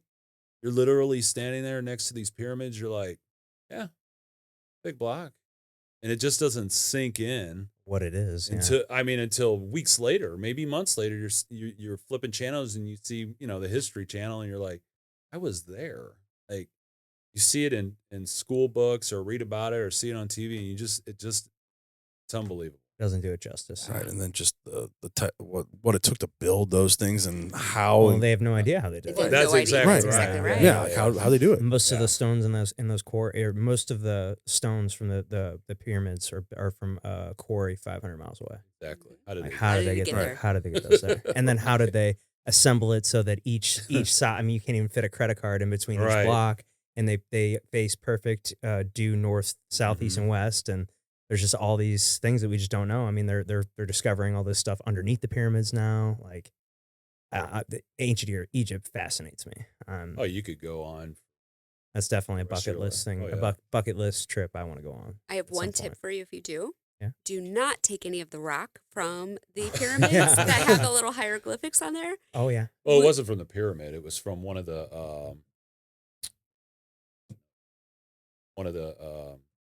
from Luxor or something. Like one of the, what do you call it? Castle eyeball- thing. Oh, it wasn't. I don't know. Anyway, No. it had hieroglyphics on it, and we took it, and it was cool, and we thought, Dude, we it were was a cool. pebble about this big. I Mhm. thought, Yeah. just picked it up off the ground. This is cool. Mhm. Yeah. Come I to thought- find out, you don't want to It- do that, huh? legit. We had the worst luck. Like so many things happened. Like back when we got home, back to back. It was a palace. Accidents. I'm trying to say like a palace. You know what I mean? But long story short, we're like, it has to be this freaking rock. We've never had this kind of luck before. So we got the address to the Egyptian antiquities. We went to the post office. We did not have a return address. We're like, we wrote a note. We are really sorry. Please accept this. We will never do it again. Here you go. First class, man. Get it out. Spent $100-something. Bad juju. Oh, man. Send a rock back. You guys aren't that old, but you ever heard of the Brady Bunch? Yeah. Okay, there's an episode on there where they went to Hawaii. Almost the same thing. They took something, or I don't know, they shouldn't have done it, and one of the boys woke up with a big tarantula or whatever it was on his chest. It was all really, if I remember that episode, could be wrong. It's Something true. simple. So It's true, man. we So leave nature where it needs to be. Don't take any rocks. Yeah. It wasn't like I chipped it off or anything. Right. Yeah, you found it. You know, Picked it up off the ground. Yeah, it's cool. Yeah. Took it from its I sacred won't blame place. you. Yeah. Yeah. Yeah. And it cursed you. Cursed you. It did. Yeah, there's just so many just crazy places around this world that it's just insane. Like, I don't know. For me, like I've been to Canada and Mexico. Like Sure. that's where I've been out of the country, and let's see, 2 times for vacation. Other ones were for sports. So You guys didn't go to Bosnia? no, No? never. We talked about it, but never. You know, the boys were. We didn't know how the boys would travel because at that time they were still pretty young. I mean, when we separated, they were, let's see, that was 22. So what is that? That was 4 years ago. So yeah, Connor was 3 and Oliver was 2 when that happened. So, you know, she's always talked about like, hey, I won't, I mean, that's the thing is she's like, if we go over there, I'm going over there for like a month and a half. Sure. I'm like, I get that. I'm like, but I don't know if I can be away from, like, the most depressed I've ever been was last summer, and I didn't see my boys for 2 weeks, and I was in a bad spot. Like, it sucked. So I'm like, I'm gonna have to go. Like, if you do that, because I can't be away from them for that long. So that's something that we would have to discuss. But she wants to go back, and I'm like, that's fine. Because I've always wanted to travel the Mediterranean anyway. So go to like Croatia, and I'm a big Game of Thrones fan. So like yeah. travel Love and it. see those places and those locations that they shot at. But then also like, Greece, like travel the islands of Greece and bounce around there and see that stuff. So like, I'm like, yeah, I'll do that for a couple weeks, and then I'm gonna come get the boys and we'll do something for 2 weeks, and then I'll head home or what, I don't know. And then you can stay there for another 2 weeks with them and come back. But yeah, it's been talked about. It just hasn't happened yet. So Make that happen. yeah. Bosnia is amazing. I've- All those places are oh, amazing, yeah. but Bosnia was surprising to me. That had never been on the radar. I've never had a client come and say, I want to travel to Bosnia, unless they're from Bosnia. Right. And that was the most, I think, surprising. So we had gone to Croatia, also Bosnia, also Greece, and I loved Montenegro. Montenegro. Yeah. Loved all of them, but the biggest surprise for me was Mostar, Bosnia, and I loved it. We fell in Yeah. love with it. Stunning. Waterfall. Yeah, I heard it's beautiful. So So make that happen. It's easy to drive. Yeah. Drove all over the place. really, I heard it's dangerous to drive over there. They drive on the same side of the road as we do. Yeah. So what is it? The only ones that drive on the opposite side is UK. UK. Ireland. Ireland. But yeah. Did we drive on the other side with Ireland? Or don't they do Ireland? I could be wrong on that. You don't remember hearing old Joey, Oh. the duck slayer, screaming for his life? This guy was my co-pilot in this 9-passenger van. Crybaby. Now I'm not saying there weren't a few sketchy moments because, like I said, some of those roads where the directions take you weren't even as wide as the van. It seemed like, wow. and then you've got a 900-year-old stone wall that whoever built, and then some of them they'll put like a little bit of shrubbery in front of it, but to try to camouflage it. But you're like, there were a few times he had the window down, and I'd have to get over because there'd be a big truck coming, and he'd be like, "Ooh," and a limb would smack him in the head. Dude, it was great. It's hilarious. No, but Oh man, could imagine Joey in Yeah. the country. Yeah. he was there. He Yeah. I think conquered he fit it. right in Ireland.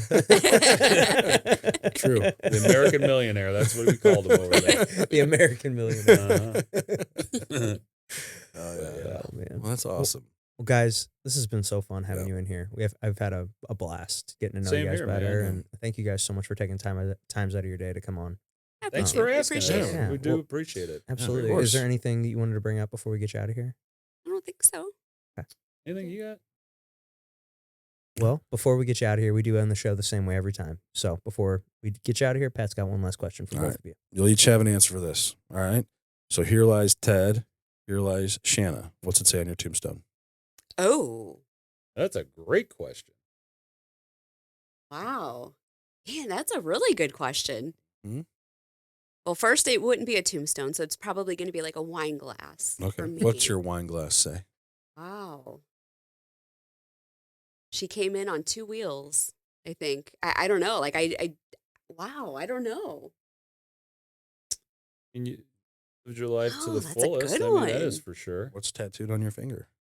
You're a Pura Vita, Vida, baby. baby. You Yeah. You got one. got one life. Like, Yeah. color up the one canvas, color up as colorful. And I mean, don't do boring things. And wow, I don't know. Yeah. It's Yeah, a I've fun never- question. It is a That very is. fun question. Like, that like hits you like, wow. Well, it kind of it's a like, good how do one. I want to be remembered? I don't know, that's kind of how I Yeah. look at it. Just a genuine person, Yeah. really. I mean, I don't. I am just who I am. No, I don't know. What about that one? What I am a grown man stuck in a 15-year-old boy 1980s hair rock band. I love it. Swear to God. Yeah. Ask her. I mean, music is life for me. Like That could be a music is life. So many memories come Yeah. back. So like, I'll be honest with you. I started it probably 2 years ago. I started creating it sounds morbid, but I created my own death playlist. So Okay. like, and we, because he knew I'd play Taylor Swift probably. but we both are we've already got it all laid out to where we're gonna be cremated and this and that, and don't have no memorial. Memorial will Go be to the at a bar. bar, whatever Mm. bar you guys of your or wherever, and just play this playlist and remember all the crazy, stupid stuff that I said or did or whatever. Man, have a great time. That's what it's about. Is celebrating. I think some people lose that, and they get overwhelmed with grief. They got it. It should be truly a celebration of life. Like, Right. Wait, what have been the best answers you guys have had? yeah, what that's have a great stuck out? question. Oh man, we've had a We've- lot. you I know, mean, we do it obviously every we've had like episode, 200 of so, them now, so yeah. it's hard. You know? Yeah. We've had some people that'll joke that, like, I want pepperoni and sausage on my tombstone. Yeah. Yeah. But I mean, a lot of it is like, we've had a lot of fathers on here, so a lot of them will say, it was good father, husband, things like that. I'm trying to think of some that have really stuck out. I mean, it's all been different. Everybody's kind of taken it a different way, and but yeah, I mean, it's the origin of this is Zach and I used to have a book club that we did, and so we'd have the guest, and then we'd have our duets, and the way we broke down our duets was like each duet we did had a different theme. So like, at least once a month we'd have our book club and we would have our duet over the book. Yeah, we review the book like a big Yeah. book report. We talked about the parts we liked, part Yeah. we didn't like. Oh, this part was cool. We kind of explained it, and people could break it down. But one of these books we got, or that someone recommended. They're like, oh, this is supposed to be like the new version of how to make friends and influence people, and it was like 99 tricks for 99 tricks to be the coolest person in the room or something like that. Yeah, Our conversation, It it was was terrible. I did terrible. not like it. It is not. It is not the new version of how to make friends and influence people. But Really? Okay. I can't say it's completely terrible because the one thing that we got from it was the tombstone game. This whole book is all these different ways of how to meet people and make an impression and all that. But the one thing that we took from it was the tombstone game. And it was just basically like, you ask somebody this question, and it's going to change. I mean, because we've had multiple guests on here and we've asked them, and it's changed through them. And it just depends on where you're at in life and that time of your life. But it'll tell you what is the most important to that person at that given time, and how they want to be remembered. And so it's just it's a cool question, fun game to play, and it's something that we've done every episode with a guest since. Shoot, Yeah. I think that was April something like April that. or May of 2014. Yeah, so Yeah. about a year and a half. Brilliant. Yeah, about a year and a half. Yeah, so we've got about 200. Yeah, I'd say we probably have 200 tombstone questions. Maybe probably like probably- 150, maybe. I don't know, yeah, something like that. I don't Yeah, know. probably. Well, yeah, because we've had 220 episodes, and I guess the first year, 50 of them were duets. So Another 100, yeah. So about 150. So, but I think my final answer would be just be bird. Honestly, Yeah. I am who I am. Hope you like me. You know, I'm not going to be fake, and this is who you get. Yeah. You know, and you go a long way. You know, that's how. And this is the last thing I'll say. Like when I was just talking about it earlier today with a client about how you really do want to be treated the way you treat people, right? And it all stems back from the training that I received as a police officer in a class. I think it was like a class. They called it verbal judo. Mm. And you got to respect people. You got to treat them with, you can't Right. just go in full blazing and expect to get it back. So, yeah, you got to meet them Ted- where they're at. right? He's been the only probably cop known to man that wrote a lady a ticket and she wrote in a Thank like you a note. thank you note. What a smiley face sticker. Can you believe that? I'm like, awesome. ma'am, I really don't want to give you this ticket. Like, there were two things that they got on me about was because obviously everybody knows there's numbers you got to have. Were radar tickets and DWIs. I can care less about either one of those things. For one, because I speed, I'm over the limit. Mm-hmm. I'm not going to be a hypocrite. Now, if you're driving nuts and you really are endangering somebody, okay. So this lady, I was in the village of Marlboro when County PD took over that contract. Anyway, ma'am, listen, I got to write somebody a radar ticket, and you just happen to be it because you were doing, I don't know, she was probably doing like 20 over. Oh, okay. I'd give you a huge, and sure shit. It's me. I go, Shanna, look at this. Sent it to the mayor of Marlboro, and then it went to the captain. Captain's laughing. Anyway, That's funny. yeah, man, you just got to be able to respect people, and you got to be able to talk to people. That's the thing. So I just want to be genuine. I might be crazy. You realize Ted, the genuine person. That's it, buddy. He is And who he loves heavy is. metal, and Yeah, then Tattoos. maybe be your favorite rock lyric underneath it. there you go. Yeah, there you go. I Yeah. can't drive 55, man. Yeah. Whatever. But yeah, thanks, guys. Well, thank you guys so this much. burst This has been our great. podcast, Sherry. We've never done one before, and Well, you guys are I great. got to be honest. I was a little nervous. You know. Oh, man. No, you guys killed it. This is great. No, nothing to be So- nervous about. We just hang out. Yeah, have just fun. conversation, Ask you some just fun with a questions. microphone and cameras on. Yeah, you, So- kind of, you forget people are listening. Yeah. Yeah. After a Some while. point, you kind of just forget we're just having a conversation with us in the room. That's how, at least that's how it feels for me. Yeah, same. But thank you guys again, Yes. and thanks to everybody at home that watched or listened to this episode. If you could hit that subscribe button for us, that would help us out a ton. Pat and I are continuously trying to grow the show. So if you got anything out of this episode, you enjoyed it, share it with a friend, comment what you thought below, and we will see you next time.